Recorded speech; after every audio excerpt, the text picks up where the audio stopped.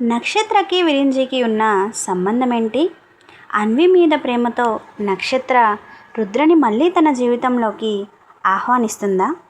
హర్షిల్ ఈషాని కలవాలి అనుకోవడానికి కారణం ఏంటి? ఈషా నక్షత్రం గురించి కాక రుద్ర గురించి ఎందుకు ఆలోచిస్తుంది? ఈ పాటలో తెలుసుకుందాం. Welcome back to our channel. ఈరోజు మన స్టోరీ రుద్ర అక్షర లవ్ స్టోరీ పార్ట్ 13. బాల్కనీలో నిలబడి ఉన్న రుద్ర చేతిలో అక్షర ఫోటో గాలికి కదులుతోంది. చల్లని గాలి వీస్తున్న అతని నుదిటిపై చెమట బిందువులు మెరిసిపోతున్నాయి. కింద గార్డెన్లో ఫౌంటైన్ నీళ్లు పడుతున్న శబ్దం మాత్రమే వినిపిస్తుంది. ఇద్దరూ ఒకరే అయితే ఆమె మమ్మల్ని ఎందుకు గుర్తుపట్టట్లేదు అని తనలో తాను అనుకున్నాడు. అప్పుడే వెనుక నుంచి చాముండి మెల్లగా వచ్చి రుద్ర అంది తక్కువ గొంతులో. అతను వెనక్కి తిరగలేదు, కానీ చెప్పమ్మా అన్నాడు.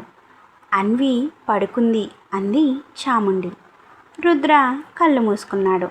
చాముండి కాసేపు మౌనంగా ఉండి, నీకు నిజంగానే అనిపిస్తుందా రుద్ర తను అక్షరేనని నెమ్మదిగా అడిగింది చాముండి. రుద్ర నెమ్మదిగా చాముండి వైపు తల తిప్పి, నాకు తెలియదమ్మా, కానీ నా మనసు మాత్రం ఆమెని చూసిన ప్రతిసారి తానే అక్షర అంటోంది. కానీ అక్షర మన కళ్ళ ముందే చచ్చిపోయింది. రుద్ర మాట పూర్తి చేశాడు. ఆ ఒక్క మాటతో అక్కడి వాతావరణం భారంగా మారింది. అదే విషయం నన్ను భయపెడుతోంది అన్నాడు రుద్ర. ఒకవేళ తను నిజంగా అక్షర అయితే ఇంతకాలం ఎక్కడ ఉంది? ఎవరి దగ్గర ఉంది? ఎందుకు తిరిగి రాలేదు అన్నాడు రుద్ర. చాముండి సమాధానం చెప్పలేక మౌనంగా నిలబడిపోయింది. అప్పుడే రుద్ర ఫోన్ వైబ్రేట్ అయింది. హర్షిల్ నుంచి కాల్ వస్తోంది. కాల్ లిఫ్ట్ చేసి చెప్పు అన్నాడు రుద్ర. రుద్ర, ఒక క్లూ దొరికింది అన్నాడు హర్షిల్. రుద్ర కనుబొమ్మలు ముడిచి ఏంటి అని ప్రశ్నించాడు. నక్షత్ర ఫైట్ చేసిన ఆ జిమ్ఖానా దగ్గర సీసీటీవీ ఫుటేజ్ చెక్ చేయించాను. దానిలో ఫైట్ మొదలయ్యే ముందు ఎవరో ఆమెతో మాట్లాడారు అని హర్షిల్ చెప్పగానే, ఎవరు అన్నాడు రుద్ర సీరియస్గా. విరించి అన్నాడు హర్షిల్ సీరియస్గా. రుద్ర కళ్ళల్లో ఒక్కసారిగా కోపం మెరిసింది. వాట్ అన్నాడు ఆశ్చర్యంగా. అవును రుద్ర, వాళ్ళు 5 నిమిషాలు మాట్లాడుకున్నారు, కానీ ఆడియో లేదు అని హర్షిల్ చెప్పగానే రుద్ర గట్టిగా ఫోన్ పట్టుకుని ఫుటేజ్ పంపు ఇప్పుడే అన్నాడు. రుద్ర అలా అనగానే కొన్ని క్షణాల్లో వీడియో వచ్చింది. రుద్ర వెంటనే ఓపెన్ చేసి చూశాడు. పసుపు లైట్ కింద నక్షత్ర నిలబడి ఉంది. ఆమె ఎదుట కారుకు ఆనుకుని విరించి నవ్వుతున్నాడు. అతని చేతిలో సిగరెట్. అతను ఏదో చెప్పగానే నక్షత్ర కోపంగా అతని కాలర్ పట్టుకుంది. విరించి మాత్రం భయపడకుండా నవ్వుతూనే ఉన్నాడు. ఆ తర్వాత ఆమె అతన్ని వదిలేసి లోపలికి వెళ్ళిపోయింది. వీడియో అక్కడితో ముగిసింది. రుద్ర కళ్ళు చీకటిగా మారాయి కోపంతో. విరించి అని పళ్ళు నూరుతూ అన్నాడు. అదే సమయంలో నక్షత్ర తన అపార్ట్మెంట్కి చేరుకుంది. డోర్ మూసేసి గోడకి ఆనుకుని కొన్ని క్షణాలు నిలబడిపోయింది. ఆమె మైండ్లో ఇంకా అన్వి ముఖమే తిరుగుతోంది. అమ్మా అని ఏడుస్తూ హత్తుకున్న ఆ చిన్న పాప ముఖమే నక్షత్ర మైండ్లో తిరుగుతోంది. నక్షత్ర ఒక్క క్షణం కళ్ళు మూసుకుంది. ఎందుకో గుండెల్లో విచిత్రమైన నొప్పి. ఆమె నెమ్మదిగా సోఫాలో కూర్చుంది. ఆ సమయంలో ఆమె చేతికి ఏదో తగిలింది. ఏంటి అని తీసి చూడగానే చిన్న hair clip, pink colour butterfly clip. అది అన్విది. నక్షత్ర కళ్ళల్లో మళ్ళీ ఆ పాప నవ్వు మెరిసింది. తెలియకుండానే ఆమె పెదవులపై చిన్న నవ్వు వచ్చి చేరింది. కానీ వెంటనే తల ఊపుతూ, స్టాప్ ఇట్ నక్షత్ర, అది నీ లైఫ్ కాదు అనుకుంది తనలో తానే. అప్పుడే ఆమె ఫోన్ రింగ్ అయింది. Unknown number. ఆమె లిఫ్ట్ చేసి హలో అంది. అవతలి నుంచి మెల్లని నవ్వు వినిపించింది. పాపకి అమ్మ ప్రేమ బాగా నచ్చినట్టుంది అని అవతల నుంచి వినిపించగానే నక్షత్ర ముఖం కఠినంగా మారింది. విరించి అంది నక్షత్ర. వావ్, నా గొంతు వెంటనే గుర్తుపట్టావు అన్నాడు విరించి.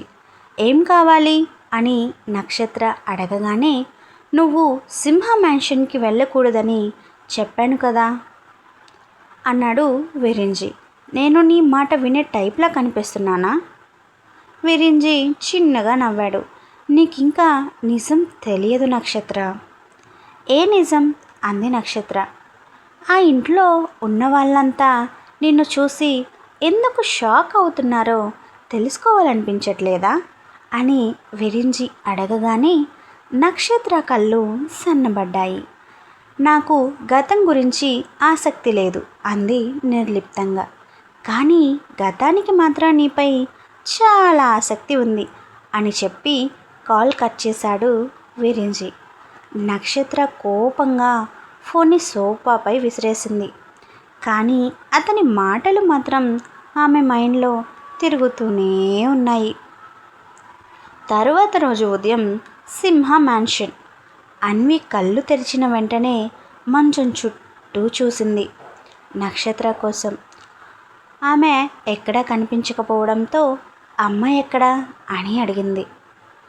అన్వి అలా అడగగానే రుద్ర గుండెల్లో ఏదో గుచ్చుకున్నట్లయింది. అమ్మ వెళ్ళిపోయింది బంగారం అని రుద్ర చెప్పగానే అన్వి ముఖం వెంటనే చిన్నబోయింది. మళ్ళీ వస్తుందా అని అడిగింది.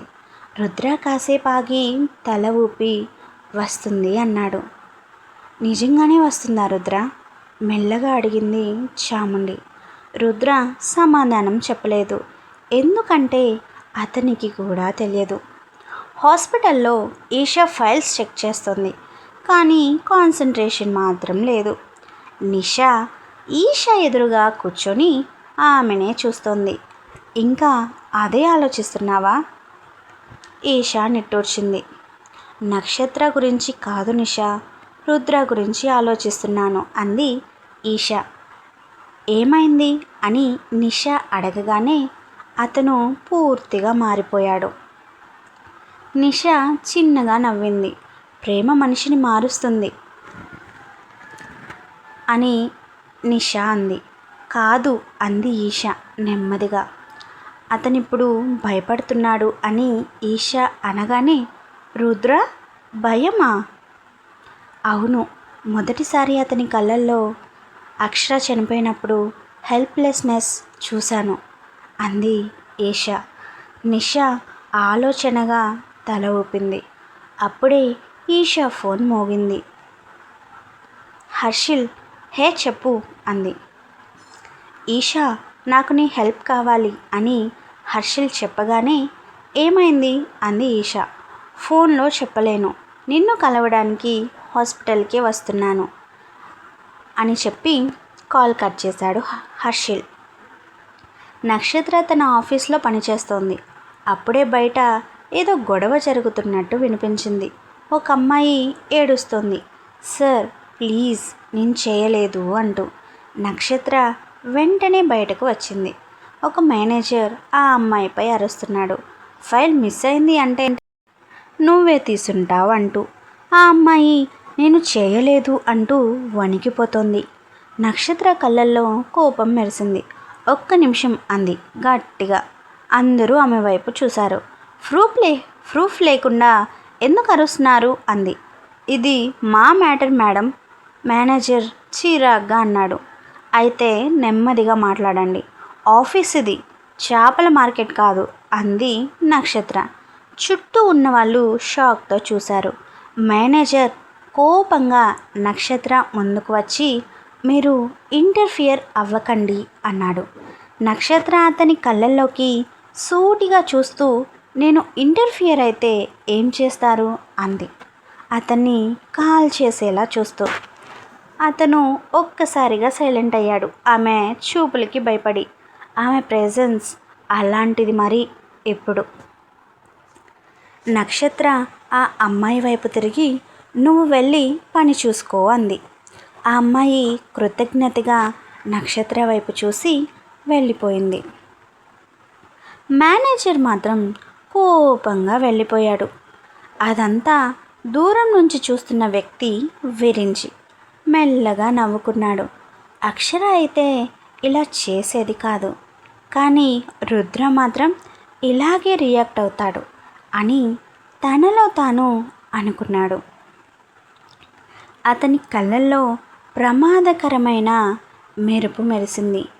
ఇద్దరి లక్షణాలు ఒకే మనిషిలోకి ఎలా వచ్చాయి నక్షత్ర అంటూ వికృతంగా నవ్వుతున్నాడు విరించి. అవును కదా, సైలెంట్గా ఉండే నక్షత్ర వైలెంట్గా ఎలా మారింది మాస్టారు? ఈరోజు నక్షత్ర అన్వి కోసం ఇంటికి వెళ్తుంది అంటారా? హర్షిల్ ఈషాని ఏ విషయమై కలవాలి అని అనుకుంటున్నాడు? గెస్ చేసి కామెంట్ చేయండి. Thank you for watching.